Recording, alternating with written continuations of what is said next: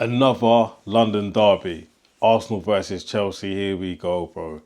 People, what you telling me? Subscribers, thank you for locking in. We're back for another video.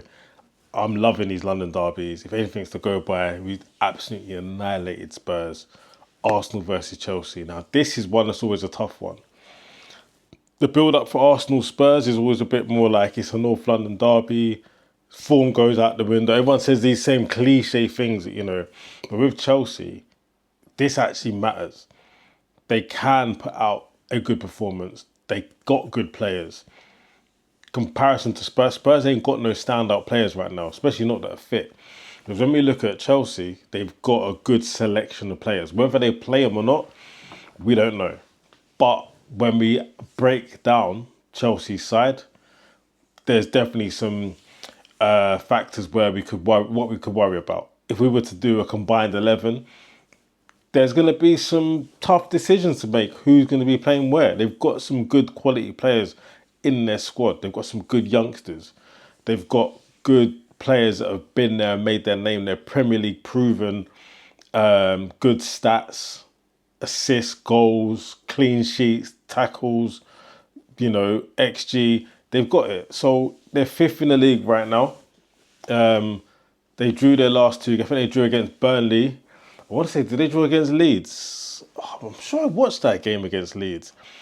More so because I know Leeds are a tough team. I think they drew with Leeds and they drew with Burnley. They're still in the FA Cup. They got Wrexham. Champions League, fifth in the Prem. They're a good side. Chelsea are a good side. When it comes to London derbies, this is the one we always got to worry about. It's not about the neighbours in the north. We always smoke them, bro. It's 10 years since they beat us. 10 years. 10 years. It's a long time.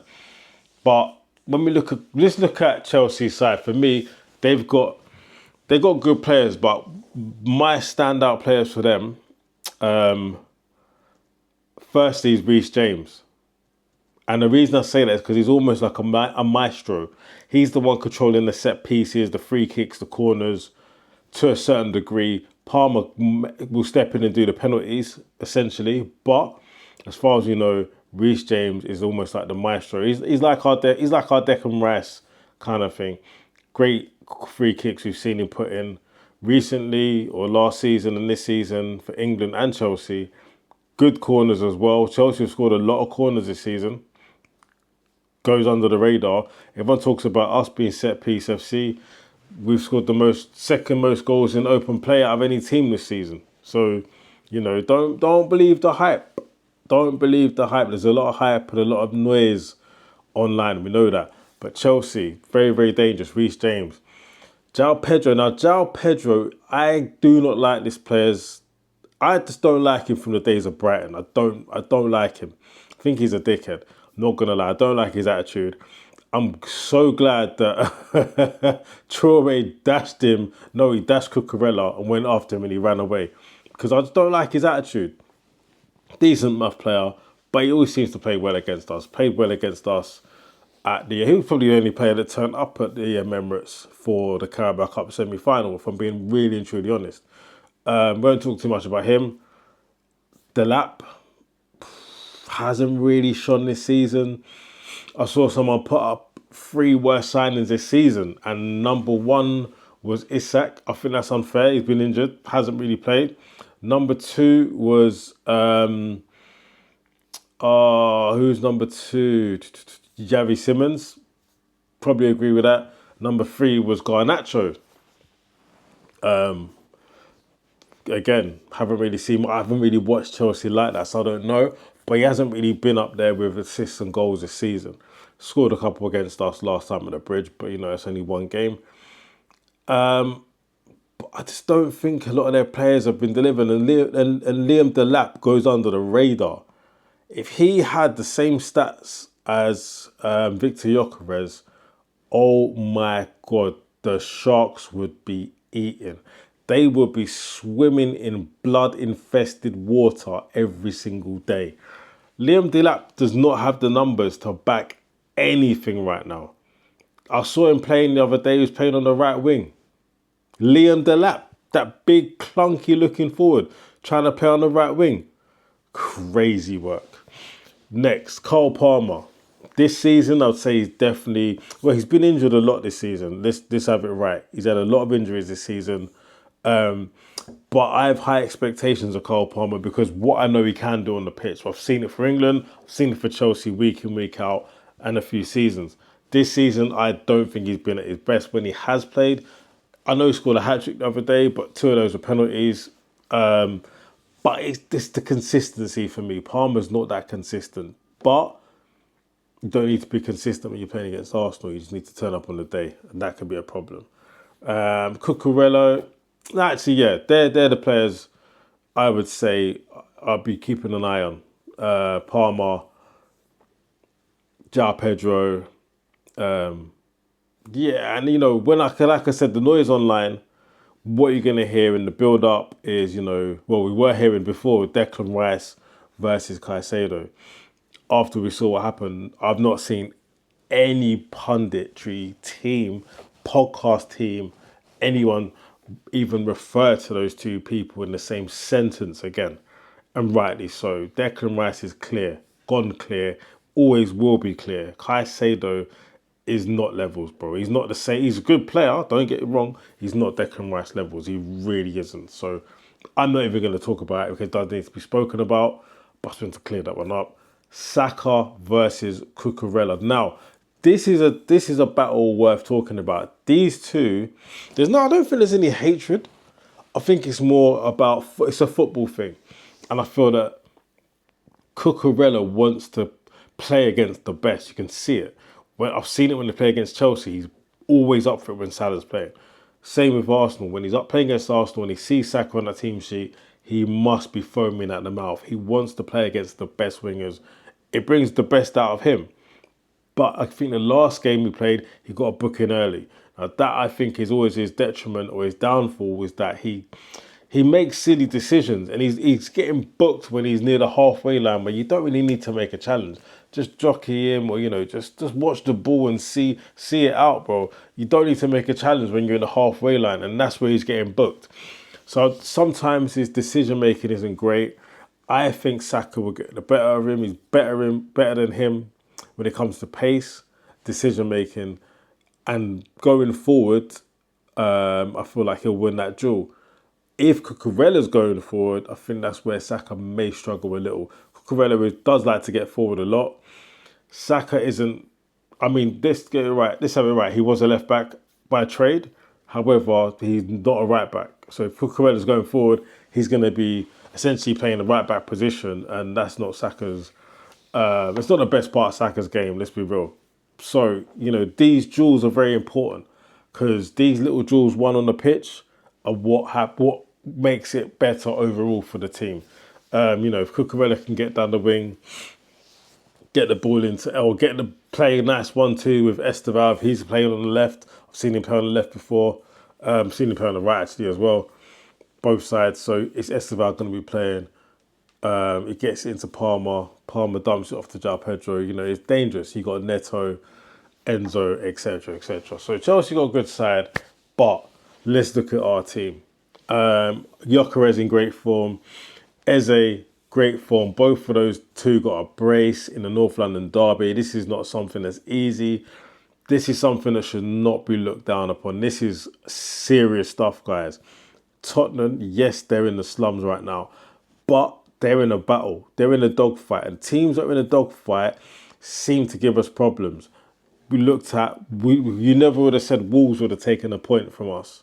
2 points from us. You wouldn't have said Nottingham Forest would have taken 2 points from us.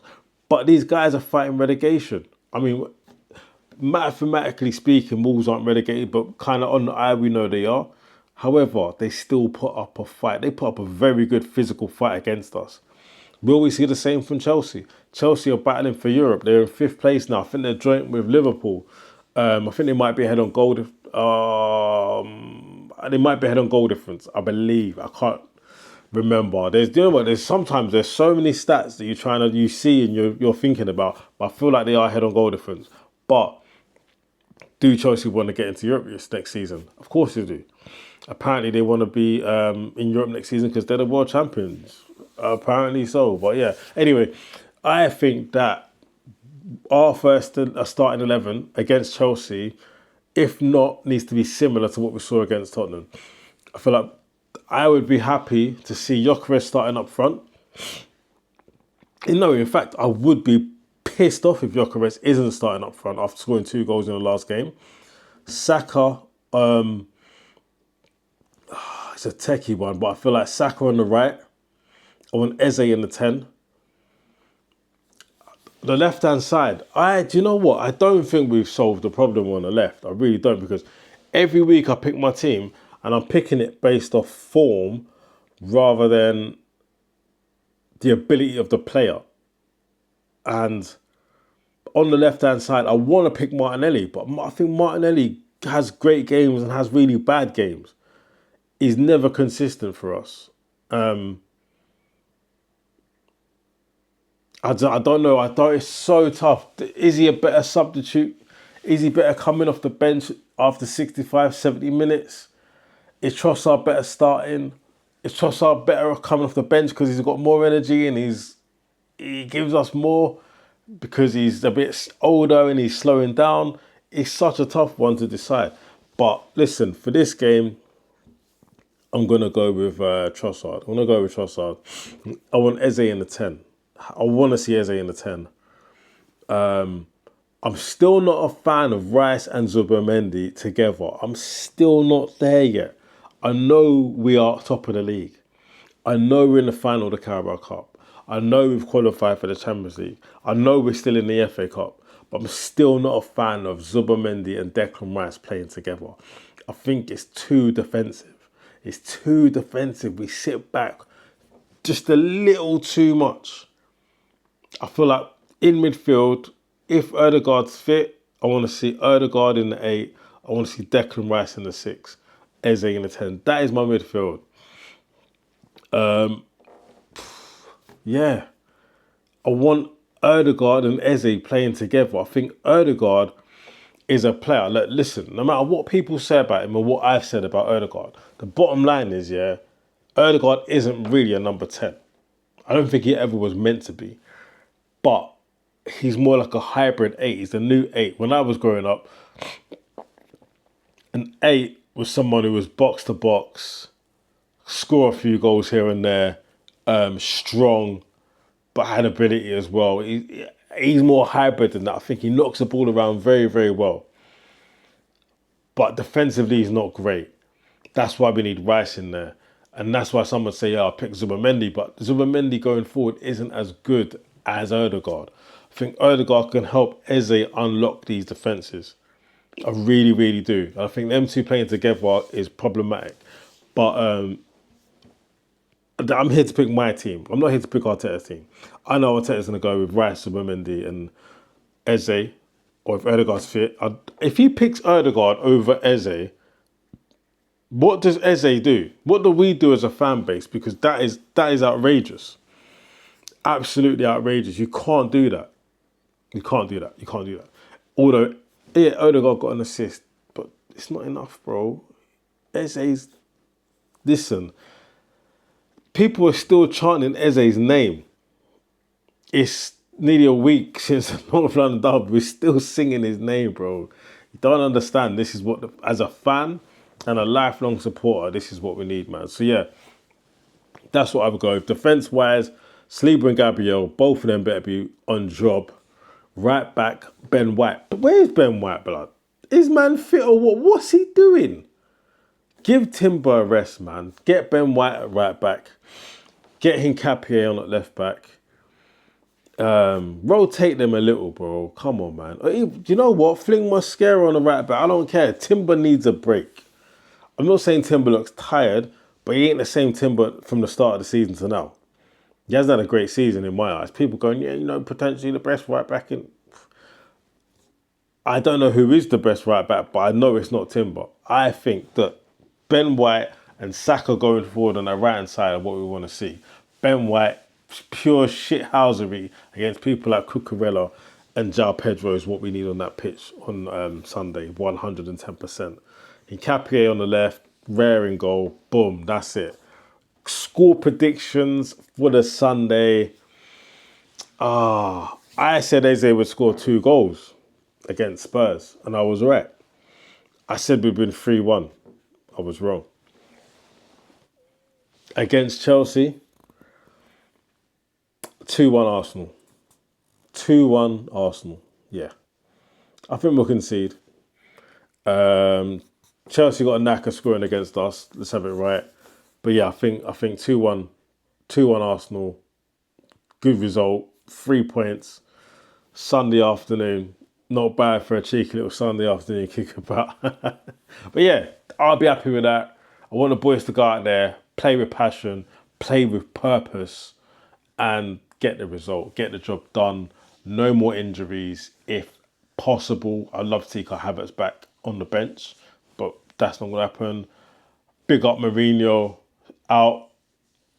Gutted, man. Been a great addition this season as well. But yeah, Arsenal-Chelsea, boys. Let's go. See you guys for the post-match reaction.